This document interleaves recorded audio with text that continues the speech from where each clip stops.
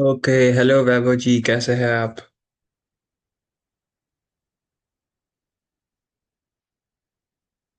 एक बार बता दीजिए, मेरी ऑडियो वीडियो क्लियर है?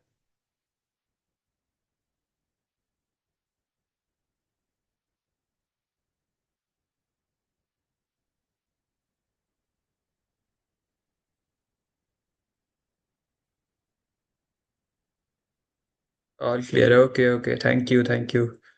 आज के सेशन में ना, मतलब वेबिनार जो कंडक्ट कर रहे हैं वो सर कर रहे हैं, Manish sir.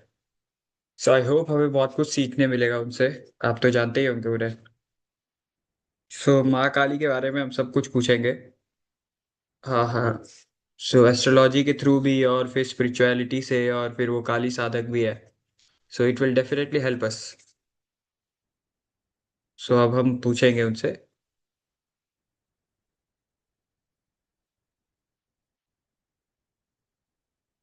Yes yes, definitely.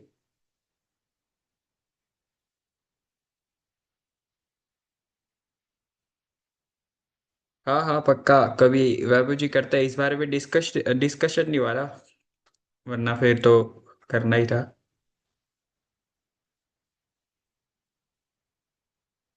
Hello Deepak ji, कैसे हैं आप?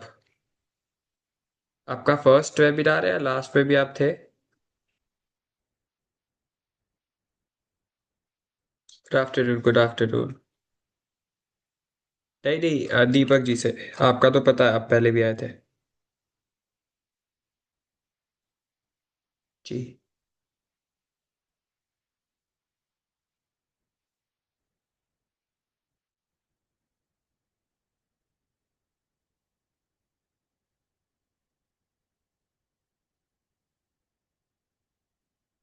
Last also, okay sir, okay. कोई दूसरे नाम से थे आप या फिर इसी नाम से थे? एक बार मेरी ऑडियो वीडियो क्लियर है? आज का सेशन जो कंडक्ट कर रहे हैं वो है मनीष सर। मैं उनके बारे में थोड़ा बता देता हूँ आपको, एक बार एक दो लोग और ज्वाइन हो जाए, फिर उसके बाद और फिर डिटेल में बताता हूँ। बेसिकली ही इज अ काली साधक। वो काली माता का करते हैं, उपासक हैं। सो आज आप लोग ना अपना ऑरा भी चेक करवा लीजिएगा, मतलब ना वो देख के ऑरा बताते हैं इंसानों का।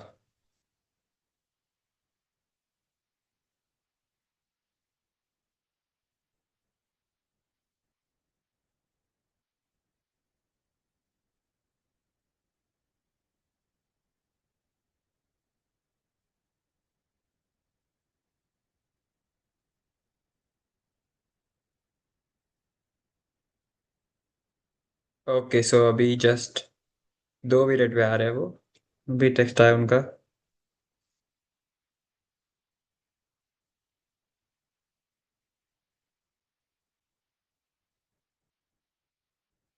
आप लोग एक वीडियो ऑन करना चाहे तो कर लीजिए, क्योंकि ऑरा जो सर चेक करेंगे वो ऐसे ही चेक होगा।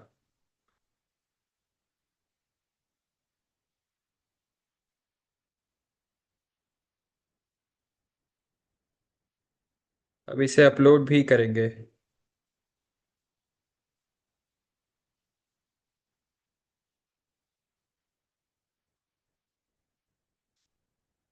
चलिए, सर आ गए।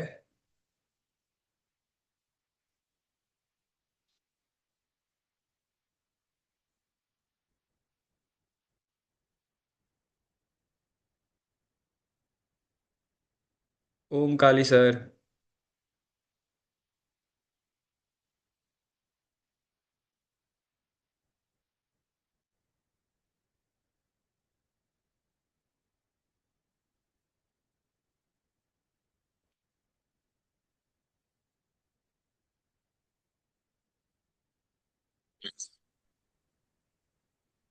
सर मेरी आवाज़ आ रही है?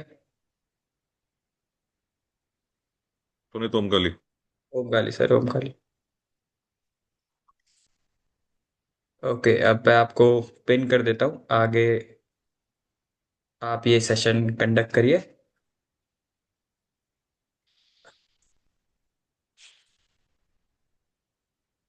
जोड़ लेने दो यार लोगों को जो भी आना चाहते हो।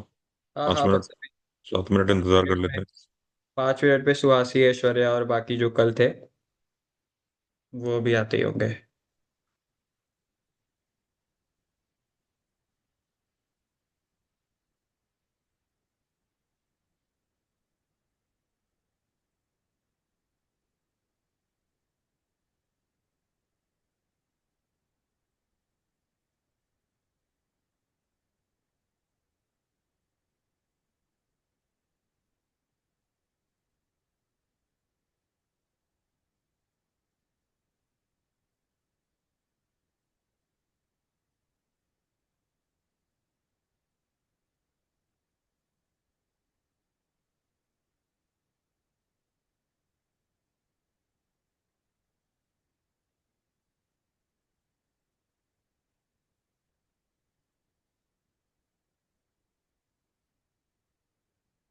ईशान भी आएगा अभी थोड़ी देर में, वो रास्ते में है।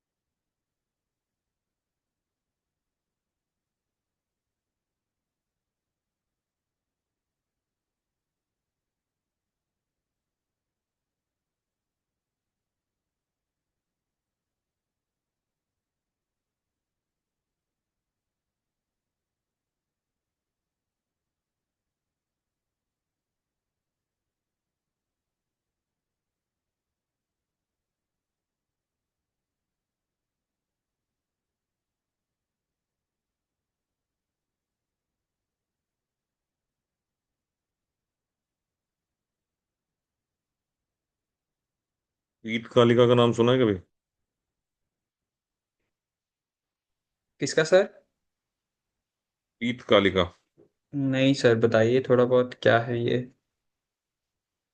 बगलामुखी माँ का दूसरा नाम है पीत कालिका। अच्छा। आप ओके। बगलामुखी साधना करते हैं तो अगर आप काली के साधक हैं तो आप बगलामुखी माँ को काली रूप में भी पूज सकते हैं। पीत कालिका बोलते हैं उसको।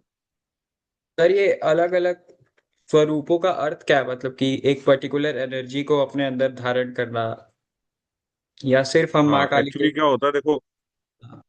कुछ लोगों का सिस्टम क्या होता है देखो मैं बताता हूँ उसमें। जैसे अलग अलग स्वरूपों की जरूरत क्यों पड़ती है।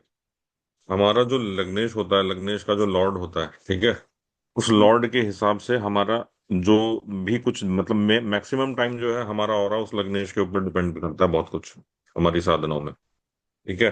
तो अब जो भी लग्नेश होगा, जो भी लॉर्ड होगा, उस लॉर्ड के हिसाब से अगर हम बात करेंगे तो उस ग्रह की किसी भी चीज को सोखने की या ग्रहण करने की क्या पावर है, उसके ऊपर डिपेंड करेगा। तो इसीलिए वो अलग अलग रूप लिए गए क्योंकि उनकी क्षमताएं और उनकी एनर्जी जो है वो डिफरेंट डिफरेंट होती हैं। मतलब हम हमारे एक ठीक है। तरीके से कह अब लीजिए कि अब लग्नेश में इसको हम। ऐसे समझो। हाँ, इसको ऐसे समझो जैसे कोई आदमी स्विमिंग जानता है। Okay okay. ठीक है। अब स्विमिंग जानता है तो जरूरी नहीं है कि जो स्विमिंग जानता है, जो स्विमिंग पूल में स्विमिंग कर रहा है, वो गंगा जी में भी स्विमिंग कर लेगा, वो दूसरी किसी नदी में भी स्विमिंग कर लेगा, या वो समुद्र में भी स्विमिंग कर लेगा। बिल्कुल हर बिल्कुल। जगह स्विमिंग नहीं कर सकता वो। तो हाँ बस हाँ। यही चीज है। ये भी एक तरह का सागर है। इस सागर में आप कहाँ से कहाँ तक स्विम करके कहाँ तक जा सकते हो, उसी के ऊपर डिपेंड करता है। तो आप जिस पॉइंट तक स्विम कर सकते हो, उस पॉइंट का नाम जो है अलग अलग रूपों में दिया गया। अच्छा, मतलब उनका डिफरेंट स्वरूप का मतलब भी यही है कि हम कितनी काबिलियत रखते हैं, हमारे अंदर कितनी एनर्जी है, उस पर्टिकुलर बिल्कुल। एनर्जी के स्वरूप को हम पूछते हैं ताकि हमें ज्यादा से ज्यादा फल मिले। इसीलिए हम्म। वो अलग अलग स्वरूप है उनका। बिल्कुल, हमारी जो एलिजिबिलिटी है कि हम कहाँ तक पहुंच सकते हैं, बस उसी के ऊपर डिपेंड करेगा। ओके सर, जैसे ओके। हम लोग तंत्र साधनाओं में जाते हैं, हम लोग चीजें करते हैं, लोगों की करते हैं, तो लोग हमें से ये पूछते हैं कि भाई किसी ने हमारे ऊपर कर दिया, आप इसे काट दो और ऐसा कर दो कि इसे कोई दोबारा ना कर पाए। हम्म। तो मेरा सिंपल एक आंसर होता है कि कोई ना कर पाए ऐसा कभी होता नहीं है। मेरे से ज्यादा जानकार या मेरे से बड़ा साधक कोई आएगा तो वो मेरी की हुई क्रिया को भी काट देगा। बिल्कुल बिल्कुल। ठीक है। अब मेरे को फिर उससे ऊपर लगाना पड़ेगा। अब जैसे हम लोग क्या करते हैं, अघोर क्रिया होती है, अघोर क्रिया में जो टॉप नॉच लेवल पे जब जाके उस चीज को कटिंग किया जाता है, तो उसमें क्या करते हैं, उसके मंत्र में ही लिखा हुआ है कि 12 बजरा और 12 बकरों की बियाई। तो यानी कि एक बार की पूजा में 12 बकरों की तो बलि देनी है। ओके। ठीक है। और 12 बजरा यानी कि 12 पीपे शराब। अब ओ, 12 ड्रम शराब चढ़ेगी। तो अब ये मेन जो चीजें हैं ये जब देनी पड़ेंगी तो अब इसी से ही खर्चे का अंदाजा लगा लो। और जब उस पे उतने चीजों को चढ़ाने के बाद जो एनर्जी आएगी, उस एनर्जी को झेलने के लिए आदमी को कितना प्रिपेयर करना पड़ेगा उसका भी अंदाजा लगाओ। तो मतलब सर ये सब जिससे चीजों भी, का। ये जिससे भी बराई होगी, जैसे कि हम्म 12 बकरे होंगे और फिर जो भी जितने अमाउंट में मदिरा होगा, सो जब उस समय जिसने बनाया होगा तो ये किसी इंसान ने ही बनाया होगा ना, या फिर जैसे जो देवी कवच है वो मार्कंडे जी ने ब्रह्मा जी से सुना था, मतलब एक गुप्त तरीके से सीखा था। बाकी ये जो बलि प्रथा हो गई या फिर जो भी तांत्रिक ये सब क्रियाएं हो गई, ये किसी मनुष्य ने लिखी है या फिर ये भी हमें देवताओं के थ्रू ही मिली हुई है? ये समय के साथ मॉडिफाइड होती चली गई, बट ये मिली जो है, ये मिली उसी के हिसाब से ही है। अच्छा। मतलब ऊपर से ही चलती हुई आई है। वो अपनी सुविधा के हिसाब से, देश काल परिस्थिति के हिसाब से चीजों को मॉडिफाई करते चले गए। ठीक है। सो मतलब कुछ ऐसे ठीक समझ है। सकते हैं कि उत्तर प्रदेश में जिस चीज की ज्यादा, मान लीजिए अगर एनर्जी लेनी है तो मेष से जो एनर्जी आती है, सो बकरे की बलि दे हाँ, रहे हैं। वही अगर हम कहीं बिल्कुल वेस्टर्न कंट्रीज में चले जाएंगे या फिर इधर चले गए, जो गल्फ कंट्रीज हैं, सऊदी अरबिया और ये सब, वहां हम्म पे इसकी अवेलेबिलिटी कम है तो उसकी जगह हम कोई और चीज का यूज कर लेंगे। सो वो देश काल परिस्थिति के बिल्कुल अनुसार बदल जाएगी। सो बदल जाएगी। लेकिन जो उसके अंदर से एनर्जी के थ्रू हमें जो आउटपुट मिलने वाला है वो सेम ही रहेगा या फिर उसमें भी कुछ ना कुछ परिवर्तन होगा? नहीं, जब क्रिया बदलेगी तो उसके आउटपुट में भी चेंजेस आएंगे। ठीक है तो सर। कभी कभी करके वो ज्यादा हो सकती है, कभी करके वो कुछ कम हो सकती है। जी सर, तो सर जैसे समझिए कि जैसे हम ये यूट्यूब पे अपलोड करेंगे तो डेफिनेटली सबका प्रश्न आएगा ही आएगा। तो उसमें ये प्रश्न पक्का आने वाला है कि ये जो तंत्र क्रियाएं होती है और बाकी सब चीजें होती है, ये भारत में ही ये क्यों देखने मिलती है? मतलब कि सेम चीज को अगर हम वेस्टर्न किसी उस पे इंसान पे अप्लाई करें, जो कि आगे चल के हम हो सकता है कभी एक्सपेरिमेंट भी करें कि उसके शरीर के ऊपर तंत्र क्रियाएं करें, तो क्या उसके ऊपर भी ये क्रियाएं लगेंगी जब वो? बिल्कुल, सब बाहर भी लगती है और बाहर होती है। ओके ओके ठीक है। तो बाहर मतलब लगती ये। भी है और बाहर होती भी है। अभी जस्ट आज की ही बात बता देता हूँ। आज ही मेरे पास एक डॉक्टर हैं यहीं पे, दिल्ली एनसीआर में ही, क्योंकि मैं बेस्ड हूँ अभी पिछले 10-12 सालों से। तो काफी सारे डॉक्टर्स के सर्कल में हूँ मेरी वाइफ की वजह से। तो हम्म। एक डॉक्टर हैं यहाँ पे इंदिरापुरम में, तो उनकी वाइफ है रशिया से। अच्छा। तो उनकी वाइफ की फैमिली का मैंने 2-2.5-3 साल पहले मैंने उनका सब कुछ देखा था और चेक किया था। तब मैंने उन्हें बताया था कि आपके फैमिली में ऐसे ऐसे करके हुआ हुआ आपके में। इत्तेफाक की बात थी कि आज ही कॉल आया है और वो डॉक्टर साहब ने बोला कि मेरी वाइफ जो है वो मिलना चाहती है, और वो वापस से उनके घर में, मतलब कुछ चीजें अच्छी हुई हैं और कुछ चीजें जो है वो एज इट इज है, उसके रिगार्डिंग जो है वो बात करना चाहते हैं। अब रशिया के हिसाब किताब से अगर बात करोगे तो उनका कल्चर बिल्कुल अलग है, बाकी की चीजें अलग है। बट हम अपने हिसाब से करके देते हैं चीजों को, तो वो उसी हिसाब से चलती हैं। वो आपके बिलीफ के ऊपर डिपेंड करता है। ओके सो मतलब हम इस तरीके से और सिंपल वे में इसको देखें तो सबसे पहले तो एक बिलीफ होना चाहिए कि हम उस पर भरोसा करते हैं। दूसरी बिल्कुल चीज, किसी के ऊपर कोई तंत्र क्रिया होगी या नहीं होगी वो डिपेंड करेगा उसका लग्नेश कितना मजबूत है, या फिर उसके लग्नेश से मजबूत तरीके से उसके ऊपर तंत्र करना पड़ेगा तब उस पे लगेगी। और उसको काटने के बिल्कुल लिए सही है। उससे भी ज्यादा एनर्जी के थ्रू हमें उसको, मतलब कि उसका काटन वाली जो प्रक्रिया होगी वो लगानी पड़ेगी। तो चार्ट में हाँ। ऐसी कौन सी प्रोमिनेंट पोजीशंस होती हैं, जैसे राहु अष्टम का कल आपने बताया था कि राहु अष्टम का है तो इनके हम्म ऊपर तंत्र होता है, और कौन कौन सी चीजें, मान लीजिए लग्नेश वीक हो गया तो भी एक पॉसिबिलिटी बनती है। फिर और ऐसे बिल्कुल। कोई चार्ट में प्लेसमेंट जो आप हमें बताना चाहते हो जिसके थ्रू हम ये पता कर पाए कि इसके ऊपर तंत्र क्रिया हो सकती है और उसका निवारण कभी भी? भी कोई भी कभी भी कोई भी सौम्य ग्रह अगर राहु केतु से दृष्ट हो जाता है, ठीक है। ठीक है, तो उस कंडीशन में देखा गया है कि वहां पे नेगेटिव एनर्जीज होती ही होती हैं। वो आपके घर की भी हो सकती हैं, जैसे पितृदोष वगैरह जो बताया जाता है, पितरों का सीन बताया जाता है, वो हम्म। चीजें लग सकती हैं उसमें। ठीक है, जैसे नॉर्मली मैंने बहुत टाइम पे देखा है चीजों को। अगर कुंडली में केतु और चंद्रमा साथ में है, हम्म। ठीक है, तो केतु चंद्रमा यदि साथ में है, तो केतु चंद्रमा साथ में होने से सीधे सीधे बोल दिया जाता है कि भाई चंद्र ग्रहण योग लग गया। ऐसे व्यक्ति को एंजाइटी, डिप्रेशन वगैरह सब कुछ रहेगा। वो कभी कभी जो है अंधेरे में घबरा जाएगा। उसको ये भी आभास होगा सोते हुए कि उसकी छाती पे कोई बैठा हुआ है। रात को अचानक से जगेगा, उसको सांस लेने में दिक्कत होगी। उसको वो अपना हाथ हिलाना चाहेगा तो अपना हाथ भी नहीं हिला पाएगा। ये स्थिति भी बनती है। ठीक है, तो ये जो स्थितियां बनती हैं, दोनों ऑप्शन होता है। जैसे अभी हम लोग जिंदा लोगों में जिंदा लोगों में क्या होता है कि हम लोगों का फ्रेंड सर्कल होता है, हम यार दोस्त बनाते हैं। उसके बाद क्या होता है, उसके बाद शादी होती है, शादी होने के बाद बच्चे होते हैं, करके ऐसे करके हम अपना समाज और परिवार दोनों बढ़ा रहे होते हैं। तो ऐसे ही जब कोई व्यक्ति मर जाता है या जैसे भी कोई भी नेगेटिव एनर्जी होती है, वो लोग भी अपना समाज बढ़ाते हैं।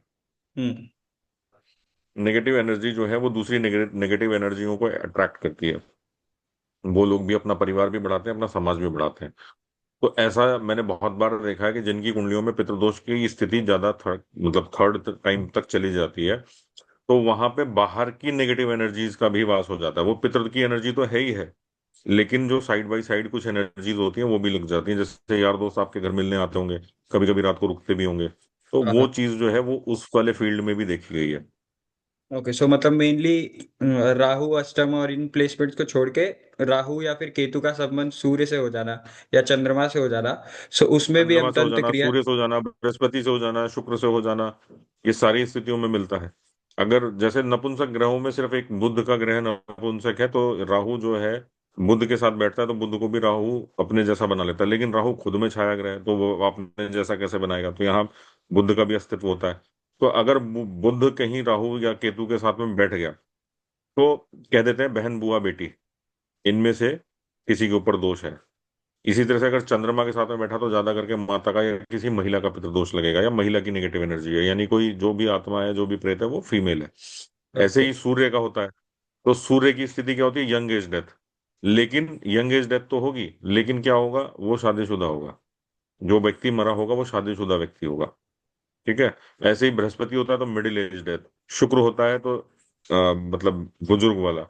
और मंगल होता है तो अनमेरिड डेथ।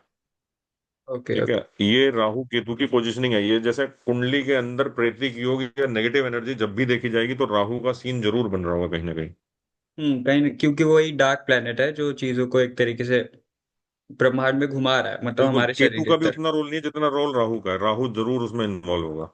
तो शायद इसीलिए बोला गया कि राहु अकेला बैठा है तो ज्यादा ज्यादा बेटर है चार्ट में, किसी के साथ ना बैठे तो। ज्यादा बेटर है, लेकिन जिस घर में बैठ जाता है, उस घर के लॉर्ड को अपने उसमें ले लेता है प्रभाव में।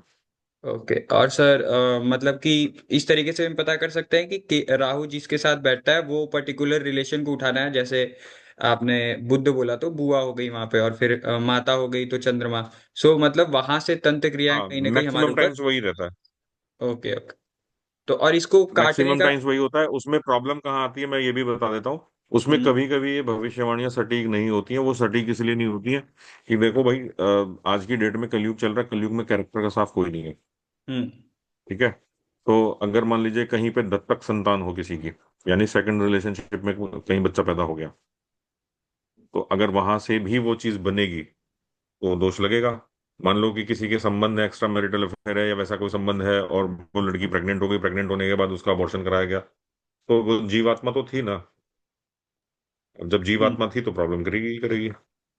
सो मतलब छोटी सी छोटी एनर्जी को भी हम हिट करते हैं, सो कहीं ना कहीं हमारे ऊपर अगर चार्ट में वो प्लेसमेंट्स है तो तंत्र क्रिया होने की संभावनाएं बढ़ जाती हैं।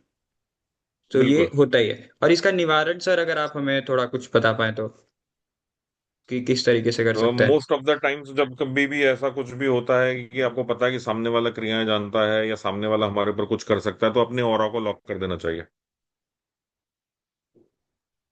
ओके। सो ये जो ये तो। दोनों हाथों को मिला देते हैं ना, हथेलियों को बंद कर देते हैं।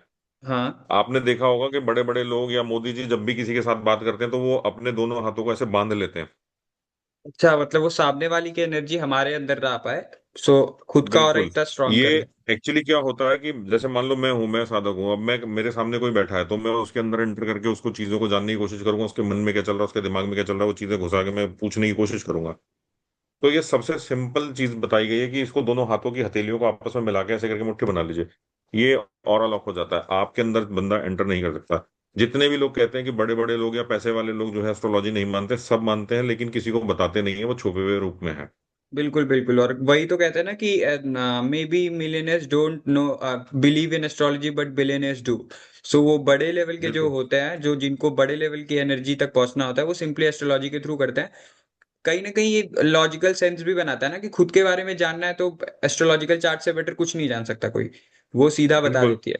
और दशा भी दी रहती है कि किस टाइम पे कौन सी एनर्जी ज्यादा एक्टिवेट होगी। तो चलिए, ये तो ग्रह तंत्र नक्षत्रों क्रियाएं। का हाँ। ग्रह नक्षत्रों का सीन ही वही है, जब वो प्लैनेट्स अपनी मूवमेंट बनाते हैं। अब सिंपल सा एक बात है ना कि मैंने ऐसे ऐसे चार्ट भी देखे हैं जिसमें 7 के 7 प्लैनेट एक ही घर में बैठ जाते हैं। उसकी प्रोडिक्शन कोई क्या करेगा? अब वो तो आपस में कॉन्फ्लिक्शन होगा, केदार योग बन गया एक तरीके से। बिल्कुल। अब हम्म। लेकिन मैंने ऐसी कुंडलियों के लोगों को भी देखा है कि जो बिल्कुल ही मतलब जमीन से उठ के ऊपर जाते हैं, और वो एक लेवल तक राइज करते हैं, राइज करने के बाद फिर वो वहां स्थिर हो जाते हैं। और लेकिन वो अंदर से इतने दुखी होते हैं और अंदर से इतने खोखले हो चुके होते हैं कि कहीं से कहीं तक वो किसी को ना बताने लायक होते हैं। सामाजिक रूप में बहुत अच्छे दिख रहे होते हैं, लेकिन अंदर से खोखले हो चुके होते हैं। जी बिल्कुल सर, मेरे पास एक चार्ट आया था जिनमें केदार योग लग्न में बन रहा था। लग्न उनका हम्म। शायद टॉरस का लगन था, और वो सारे प्लैनेट्स उसमें ही थे, बस एक केतु में भी सेकंड में था और अष्टम में राहु जाके बैठा हुआ था। सो वो तो खुद हम्म। नारायण के उपासक थे, और फिर उसके बाद नरसिम्हा के बन गए एट द एंड। अभी भी वो नरसिम्हा के ही हैं, कनाडा में अभी वो। लेकिन उनके बच्चे के हम्म। चार्ट में ना सूर्य नीच का सेकंड हाउस में, साथ ही उनके राहु बैठा हुआ है, और उसी में चंद्रमा भी बैठा हुआ है। तो कहीं ना कहीं उस हम्म। बच्चे के ऊपर ये चीज मैनिफेस्ट हो रही है, जो इनका जो केदार योग बना हुआ था, इन्होंने ये जो केदार योग प्रक्रियाएं जो करी है। बना, केदार योग बनने की सीन वाली जो बात है, अगर लग्न में चंद्रमा राहु की स्थिति बन गई, ठीक है, हाँ।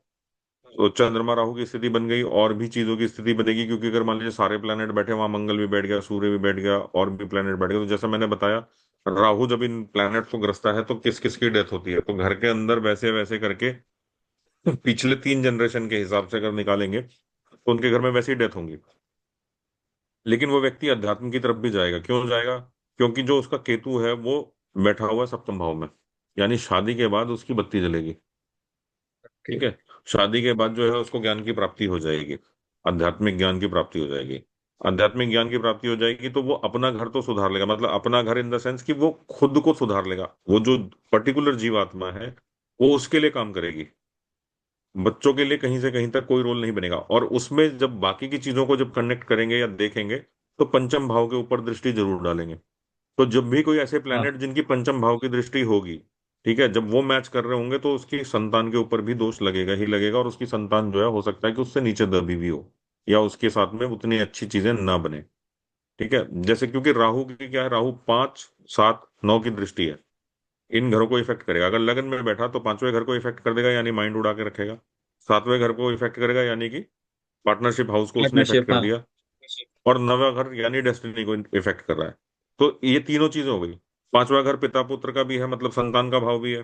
ठीक है, संतान को इफेक्ट करेगा और दिमाग को भ्रम में रखेगा कि मैं इधर जाऊं उधर जाऊं। इसीलिए ऐसे लोग जो होते हैं जिनका ये बनता है, जो लगन से बनता है, उनको देखोगे तो आप वो देवता बदलते हैं कि यार ये इसको मैं पूज रहा हूँ, ये अच्छा नहीं चल रहा, दूसरा कर लो।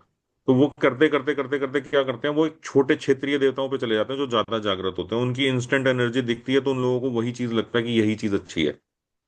मतलब उनके, क्योंकि केदार योग बन रहा है तो समय अनुसार सारे प्लैनेट्स उनके शरीर में एनर्जी अपनी डाल रहे हैं, तो उसी अनुसार वो बिल्कुल। अपने देवता भी बदलते जा रहे हैं। तो जहां हाँ, ज्यादा वो देवता फायदा दिखा, बदलते चले फिर जाते हैं। वहां चले जाते हैं। Okay sir, okay. सो कहीं ना कहीं सारा का सारा खेल प्लैनेट्स ही करवा रहा है, और फिर वो अपनी दशा में चीजों को बार बार बार बार बदल रहा है। तो सर, अगर किसी हम्म। का चार्ट देखा जाए, कभी भी कोई चार्ट देखें, तो उसमें किसी एक पर्टिकुलर एक डीटी जो सबसे ज्यादा वो होगा, जिसको इष्ट देव भी बोलते हैं लोग एस्ट्रोलॉजी में, कि वो हम्म। आपको सबसे ज्यादा मदद कर रहा है, उसको कोई एक्यूरेटली कैसे पहचान पहचान सकता है? मतलब नॉर्मल व्यक्ति, मान लीजिए हम एस्ट्रोलॉजर से तो फिफ्थ हाउस के लॉर्ड से देख के पता करेंगे, लेकिन नॉर्मल कोई अपना चार्ट खोलता है तो किस तरीके से पता कर नॉर्मली अगर सकता है? किसी को चार्ट वगैरह का ये वैसा है, तो सिर्फ अगर अपना बर्थ टाइम पता है, तो बर्थ टाइम के हिसाब से अपने नक्षत्र पे जाइए और नक्षत्र के देवता को देख लीजिए। ओके, ठीक है। मतलब खाली जैसे उसी मान की लीजिए। साधना करना जिस जिस नक्षत्र में आप पैदा हुए, ब्लेस हुए, वो उस आत्मा ने अपने जन्म के लिए निर्धारित किया कि मैं इस नक्षत्र में पैदा होंगी। ओके, ठीक है। और जब उस लाइट ने उस चीज को अपने लिए निर्धारित किया, तो उस नक्षत्र का जो देवता होगा, नक्षत्र का ग्रह अलग होता है, देवता अलग होता है, तो उस नक्षत्र से संबंधित जो देवता होगा, उसकी पूजा करने पे उसको बहुत ज्यादा फल मिलते हैं, उसकी साधनाएं पक्की हो सकती हैं, और बहुत सारी चीजों में बदलाव आते हैं। Okay sir, okay. जैसे मेरे उत्तर फाल्गुनी 2 पद है, मतलब पद 2 में है, और मैं सुबह हम्म। 8:15 पे हुआ था, और फिर उसके बाद उनके जो ग्रह है जो रूल कर रहा है वो सूर्य है, और जो हम्म। देवता है वो आर्यमान बन गए। तो आर्यमान कौन से हम्म। देवता उनके हैं? मतलब कि सूर्य देव ही बने वो, या फिर कोई भी जो सूर्य के एनर्जी लेके देवता आते हैं वो वही देवता हो गए? आर्यमान कहीं ना कहीं वो सूर्य से ही जुड़े हुए देवता हैं, क्योंकि होता क्या है कि देखो, जिस नक्षत्र में आप जाते हो, उस नक्षत्र का देवता जो होता है, वो कहीं ना कहीं उससे संबंधित ही होता है, जिस लग्न पे आप जाते हैं, या जिस टाइम पे आप पैदा होते हैं।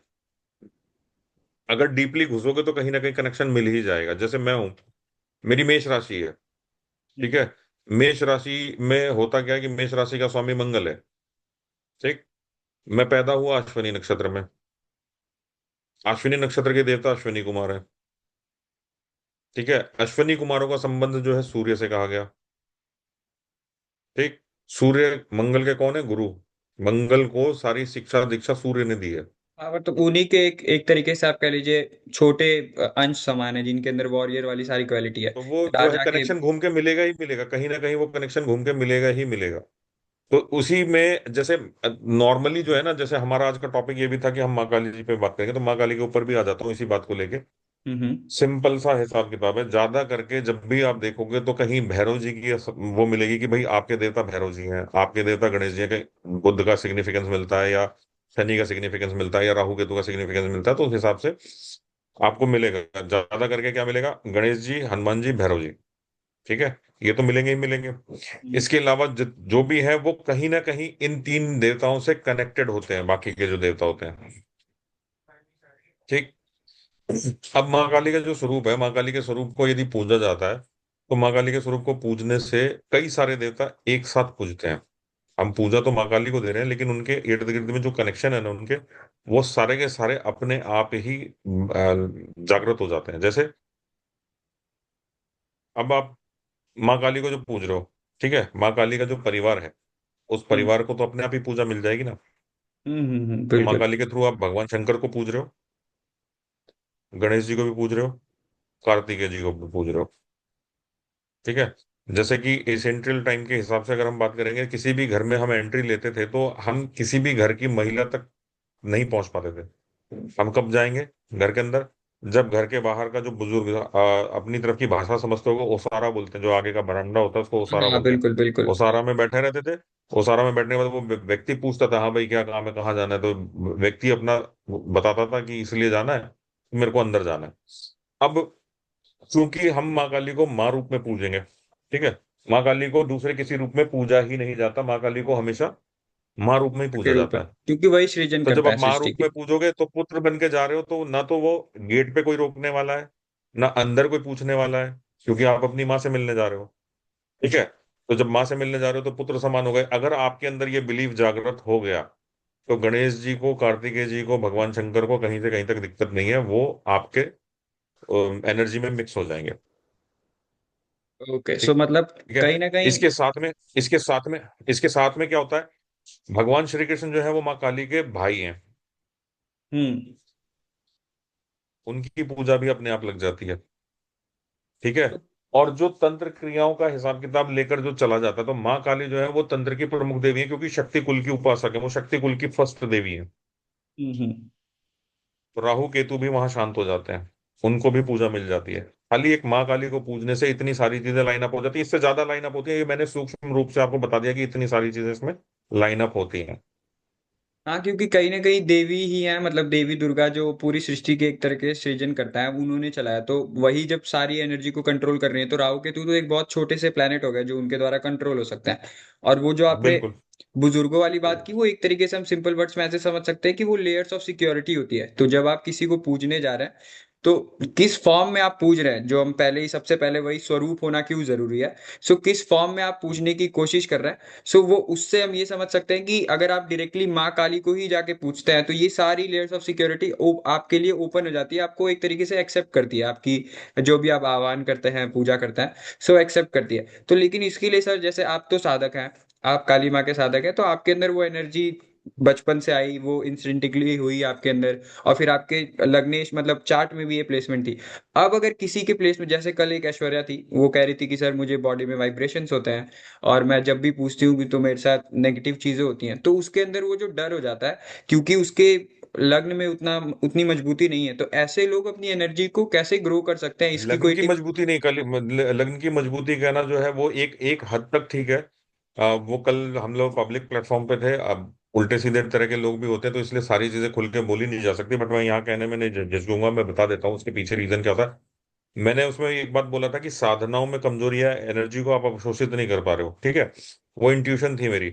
और बाद में तुमने बताया कि उसकी अभी एज कुछ भी नहीं है। हाँ हाँ, ठीक। अभी बच्ची है वो, ज्यादा बड़ी तो नहीं है। सिंपल, वो आपके हिसाब से बच्ची है, बस ज्योतिष के हिसाब से अभी वो बच्ची में काउंट नहीं होगी, क्योंकि वो एडल्ट हो गई, उसके पीरियड शुरू हो चुके हैं।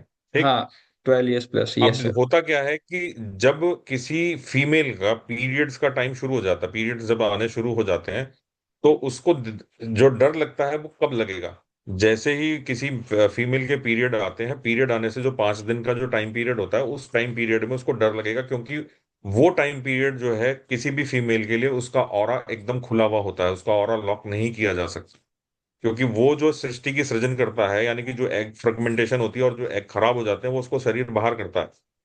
तो उसकी एनर्जी को जब वो बाहर कर रहा है तो वो जो है उस टाइम पीरियड में डर लगेगा ही लगेगा। और सेकेंडली क्या होता है कि जब फ्रेगमेंटेशन का टाइम अपने पीक पे होता है उस टाइम पे भी डर लगेगा। मैंने जैसे कहा ना कि जो स्त्री है यानी प्रकृति तत्व है, स्त्री को प्रकृति भूमि की संज्ञा दी गई। जो प्रकृति तत्व है, जो भूमि है, वो अपने आप में संपूर्ण है, उसको किसी चीज की जरूरत नहीं है। तो उसमें जब, और मैंने एक चीज ये भी बोली थी कि वो एनर्जी अनकंट्रोल्ड है, उसको कंट्रोल नहीं किया जा सकता, इसीलिए पुरुष तत्व की जरूरत लगती है। इसीलिए लड़की को शादी करके लड़के के घर भेजा जाता है कि ये कंट्रोल में रहे, ये अनकंट्रोल्ड ना हो जाए। ठीक है। तो उस चीज को देखते हुए, सारी चीजों को देखते हुए ये समझा जाता है कि वो जो डर लगता है ना, वो खुद की एनर्जी से ही डर लगता है। ओके, मतलब क्योंकि वो कंट्रोल फॉर्म में वो एनर्जी नहीं है, तो वो बिल्कुल। वो सर। जब फीमेल साधक होती हैं, हम्म। उनको एनर्जीज को एब्जॉर्ब करने में या कंट्रोल करने में दिक्कत आती है। ओके, सो उन वही मतलब एक तरीका क्या हो सकता है, मतलब हम फीमेल साधकों के लिए पूछ ले तो वो तरीका क्या होगा उनके लिए कि वो किस तरीके से वो एनर्जी को ग्रो कर पाए, या फिर अपने आप में मतलब वो साधना करना चाह रहे हैं, जैसे उसका मन है साधना का लेकिन क्योंकि उसकी बॉडी सपोर्ट हम्म। नहीं कर रही है, तो वो कौन कौन से लेवल आप ऐसे हमें अगर बता सकें कि जिसके थ्रू वो साधना कर पाए अपनी बॉडी को अपग्रेड करके, बॉडी एनर्जी को। सबसे पहली चीज तो कि किसी को गुरु बनाना चाहिए, क्योंकि गुरु बनाने से एनर्जी अपने आप ऑटोमेटिकली कंट्रोल हो जाती है। ठीक है। गुरु जैसे ही आपने बनाया तो आपका जुपिटर जो है वो सबसे पहले सेट हो जाता है। आपने हम्म। गुरु बनाया, गुरु मंत्र ले लिया, जुपिटर आपका सेट हो गया। ठीक है। ठीक है। जैसे ही जुपिटर सेट हो जाता है तो वो बाकी के ग्रहों की एनर्जी को कंट्रोल करना शुरू कर देगा। ठीक। क्योंकि गुरु के लिए एक संज्ञा दी गई हुई है, साफ कहा गया है कि गुरु गोविंद दो खड़े काके लागू पाए, बलिहारी गुरु आपनो गोविंद दियो बताए। तो बिल्कुल सर, बिल्कुल। ये था ना कि पूछा गया था कि भाई भगवान भी खड़े हैं और गुरु भी खड़े हैं, कि पहले किसको प्रणाम करूं। तो भगवान गुरु ने को। स्वयं कहा कि गुरु को पहले प्रणाम करो, क्योंकि इसी ने बताया कि मैं भगवान हूं। जी सर, बिल्कुल बिल्कुल। ठीक है। तो गुरु बना लेने से तंत्र साधनाओं में या किसी भी तरह की साधनाओं में बड़ी हेल्प होती है। और काफी सारी चीजें, अगर मान लो गुरु अच्छा है और उसने गुरु मंत्र दिया और वो बाकी की चीजें कर लेता है, तो बहुत सारी चीजें जिनसे मैंने तंत्र में दीक्षा ली हुई है, कभी कभी मैं बहुत ज्यादा परेशान होता हूँ और मेरे अंदर मान लीजिए बहुत ज्यादा हलचल मची हुई और मेरे दिमाग में चीजें नहीं आ रही, तो उनका खुद से फोन आ जाता है ओके, हाँ सर, आप कल कि भाई आपने कल भी बताया परेशान था क्यों। कि अगर वो मान लीजिए उनकी मृत्यु भी हो गई है गुरु की, तो वो सपने में आके गाइड करते हैं वो चीजें जो बिल्कुल। आपके गुरु रहते हैं। ओके सर, ओके, हाँ। समझ गए। बिल्कुल बिल्कुल। तो वो उतने लेवल पे, मतलब जिसके पास उतनी एनर्जी हो, उतने लेवल पे पहुंचा हुआ व्यक्ति हो, उतना बड़ा गुरु हो कि वो उस लेवल को दिखा सके, वैसे ही को गुरु बनाना चाहिए। कलयुग में तो क्या है कि आज की डेट में दिखावे से गुरु बनता है। पहली चीज, सामूहिक रूप से गुरु मंत्र वगैरह या गुरु ज्ञान नहीं दिया जाता। आजकल जितने भी कथावाचक हैं, बाकी के लोग हैं, वो सब क्या करते हैं, बिठा लिया 500 लोगों को और सामूहिक रूप से गुरु मंत्र दे दिया। ऐसा नहीं होता है। सो कहीं ना कहीं ये भी कह सकते हैं गुरु एस्ट्रोलॉजिकली कि जो लोग वो 500 लोग वहां पे बैठे हुए हैं, तो एज एक फेक गुरु को देख रहा है, अगर उनके चार्ट में देखा जाए तो कहीं ना कहीं उन्हें फेक गुरु मिलने के चांसेस है, जैसे बहुत लोगों के गुरु। उनकी कुंडली में जो जुपिटर की पोजीशन होगी, वो कहीं ना कहीं ऐसी पोजीशन होगी जिस तरह से कि उनको जो है मेटलिस्टिक चीजों में या दिखावे में ज्यादा इंटरेस्ट होगा। और वो उसी हिसाब से चीजों को दिखाते हैं कि भाई मान लीजिए धीरेन्द्र शास्त्री जी हैं, उनके बगल में खड़ के फोटो खिंचवा ली कि देखो मेरे गुरु ये हैं और मेरी तो पहुंच यहाँ तक कि मैं इनसे मिल सकता हूँ, ऐसा ऐसा। जैसे कल बिल्कुल को बातचीत में मैंने बताया था कि कालीपुत्र कालीचरण जी महाराज, मुलाकात मेरी हुई हुई है, मेरी मुलाकात हुई हुई है, लेकिन मैंने कभी भी आज तक फोटो ली नहीं है, मैंने डाली भी नहीं कहीं। तो मतलब ये जो साधना होती है, आप बेसिकली ये कह रहे हो कि साधना को गुप्त रखना बहुत जरूरी होता है क्योंकि इससे ज्यादा फलित बिल्कुल। होती है। हाँ। सो सर, ये बाबा लोग जो देखो, कथावाचक होते हैं, ये बार बार लोगों को बोलते हैं कि मतलब तुम इस तरीके से वो आपने जो बताया 500 लोगों को कर रहे हैं, तो कहीं ना कहीं इसका बैड इम्पैक्ट इनको खुद ही पड़ेगा या फिर जो बेचारे वहां पे 500 लोग बैठ के ले रहे हैं उनको पड़ेगा। जितने भी बाबा जी लोग हैं और जो जितने भी ये हैं जो मतलब पब्लिकली चीजों को करते हैं, इनका सबका पूरा इतिहास उठा के देख लो पीछे से। सब लोग अपने लास्ट टाइम में किसी ऐसी असाध्य बीमारी से ग्रस्त होकर मरते हैं कि इनको बिस्तर के ऊपर ही समय, अपना अंतिम समय काटने को मिलता है। बिल्कुल सर, मुझे बिल्कुल। कहना नहीं चाहिए, लेकिन बट आप नहीं नहीं, सही कह देखोगे रहे तो बहुत सारे लोगों को मैं बता दूंगा जिनके की शरीर में इस तरह की व्याधियां लगी कि वो बहुत ज्यादा परेशान हो गए। हैं। बिल्कुल, अब सब लोग जानते भी होंगे, मैं बस हम लोग नाम नहीं ले सकते क्योंकि यूट्यूब पे पब्लिश नाम नहीं होगा। ले सकते क्योंकि अगर इसे हाँ, यूट्यूब पे डालोगे तो बहुत ज्यादा कंट्रोवर्सी हो जाएगी। वही वही, क्योंकि वरना मेरे दिमाग में अभी 8 गुरु के नाम तो अभी तुरंत आ गए। मतलब बहुत लोगों ने उनकी मूवीज भी देखी होंगी, वरना तो मेरे दिमाग में आएगा, और वो लिटरली या तो पेट की बीमारी जो कि जुपिटर पेट का कारक है, पेट, एग्जैक्टली लीवर, exactly. इन सब की बीमारी से ही वो ग्रसित हो रहा है। सो कहीं ना कहीं उसका हम्म वही रीजन है, क्योंकि वो अपने जुपिटर के तत्वों को गलत तरीके से लोगों को बता रहा है। अगर हम भी एक एस्ट्रोलॉजिस्ट हैं और अगर हम लोगों को गलत गाइड करते हैं, तो at the end of our life हम भी कहीं ना कहीं इस चीज से ग्रसित हो जाएंगे, क्योंकि हम लोगों की एनर्जी के साथ खेल रहे हैं। तो इसीलिए ये हम्म साधना गुप्त रखनी चाहिए, और शायद यही एक कारण है कि भारत के जो भी महान महान साधक हुए हैं वो गुप्त में ही जा चुके हैं और उनको लोग पता नहीं कर पाए, और इसीलिए इन साधनाओं में लोगों में भय ज्यादा है कंपेयर टू आस्था, क्योंकि लोगों की सच्चाई नहीं पता। और सच्चाई इसीलिए नहीं पता बिल्कुल। क्योंकि अब गुप्त है।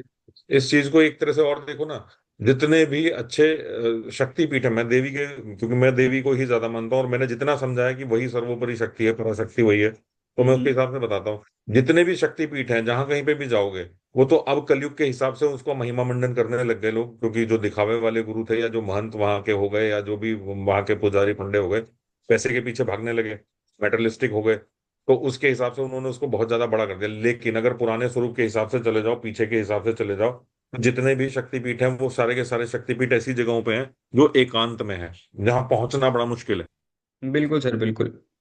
ये तो एकदम सही कहा वो आपने। उसके पीछे रीजन यही है कि वो दिखावे में या उस तरह की चीजों में नहीं रहना चाहते। आपदा क्यों आती है? आपदा इसीलिए तो आती है कि हर तरह की एनर्जी उस जगह पे पहुंचनी शुरू हो गई। केदारनाथ जी की आपदा जो आई थी, क्या था? लोगों को वहां पे जाना चाहिए तो स्वच्छ मन से जाना चाहिए। अब हम्म। लोग करने करते क्या है कि केदारनाथ जाने लगे हनीमून मनाने के लिए, कि चलो भगवान के दर्शन भी कर लेंगे, हनीमून भी मना। अरे वो बिल्कुल हनीमून बिल्कुल। मनाने की जगह नहीं है भाई। हाँ हाँ, वो एक एनर्जी का स्थान है जहाँ पे आप एक एनर्जी पर्टिकुलर लेने जाते हैं, आप वो ऊर्जा महसूस करते बिल्कुल। हैं। तो वो बिल्कुल सर, एनर्जी बिल्कुल। कहीं ना कहीं चीजों को प्यूरिफाई करने के लिए जितनी भी, क्योंकि भगवान शिव जो है वो जहर पीने वाले हैं, वो पीते पीते पीते पीते जब इकट्ठा हो जाएगा तो फिर वो फेंकेंगे भी तो उसे बाहर। बिल्कुल सर।